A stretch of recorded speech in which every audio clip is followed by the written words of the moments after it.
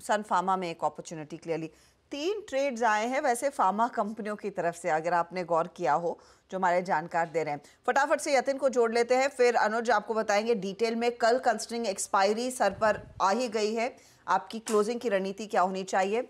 यतिन फटाफट बताइए किन स्टॉक्स पर सबसे ज्यादा चर्चा हो रही है? दो स्टॉक्स, सबसे पहले ABFRL, जहां रोल ओवर्स काफ़ी शानदार हैं लॉन्ग साइड पे, और डीलर्स की अगर आप माने तो यहाँ 325 328 तक के टारगेट्स आ सकते हैं BTST की ट्रेड में, और डोमेस्टिक म्यूचुअल फंड्स यहाँ खरीदारी कर रहे हैं।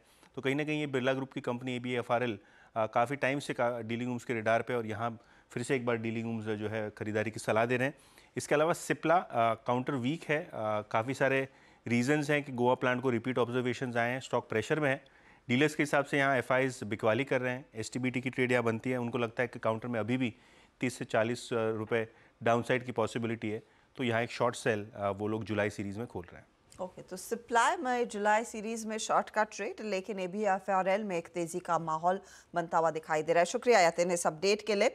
चलिए अब आपके लिए इंडेक्स स्क्रीन पर लेकर आते हैं। 23,885 कुछ ही क्षण पहले हमने छुआ है। निफ्टी बैंक में भी एक बहुत तगड़ा मोमेंटम देखने को मिला। निफ्टी बैंक हालांकि पिछले 10 मिनटों में ऊपरी लेवल से हल्का सा कूल ऑफ कर रहा है, लेकिन तेजी कायम है। अनुज, एक बढ़िया सत्र जहां पर रिलायंस लगभग अपने ऑल टाइम हाई पर आता हुआ, भारतीय में all time high fresh highs देखने को मिले हैं, और बैंकों का भी पूरा योगदान। अब इस क्लोज में ये लेवल जो 855 के आसपास का है, डिसेंट माना जाएगा? कल के लिए पोजीशन कैरी करनी है? बिल्कुल डिसेंट माना जाएगा हर्षिता। देखिए, थोड़ा सा कूल ऑफ जो हुआ है वो प्योरली एक्सपायरी की वजह से, बैंक निफ्टी का जो प्रीमियम खाने के लिए जो लोगों ने किया है उसकी वजह से हुआ है।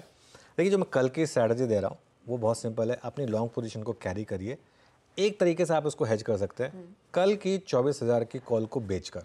कल की 24,000 की कॉल मेरे ख्याल से अभी भी 30-35 रुपये का एक प्रीमियम कमांड करती है, उसको आप चाहें तो बेचते हैं, क्योंकि अगर कल को बाई चांस गैप अप हो गया, अनलेस वो गैप अप 150-200 पॉइंट का है, ये हेज जो है आपको ठीक ठाक ही पैसा बना के देगी। इसको आप कल 9:15 बजे आराम से निकाल सकते हैं, और उसके बाद कोई दिक्कत नहीं। और अगर मान लो बाई चांस अगर हल्का सा गैप डाउन वगैरह हो गया तो एटलीस्ट आपको थोड़ा सा प्रोटेक्शन हो जाएगा।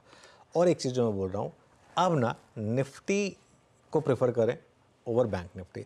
3 दिन से मेरा व्यू रहा है कि बैंक निफ्टी को चेस करना है, अब मेरा व्यू ये है कि निफ्टी को चेस करना है। 2 कारण है उसके, एक तो निफ्टी थोड़ा सा 53,000 के आसपास आके थोड़ा सा सांस ले रहा है, और दूसरा रिलायंस चलने को तैयार है। जिस तरीके से रिलायंस में मूव्स आए हैं और जिस तरीके से बाकी के स्टॉक्स में मूव आ रहे हैं, अब रिलायंस उसको लीड कर सकता है। तो इसके लिए अब थोड़ा सा एक जो साइंस है वो निफ्टी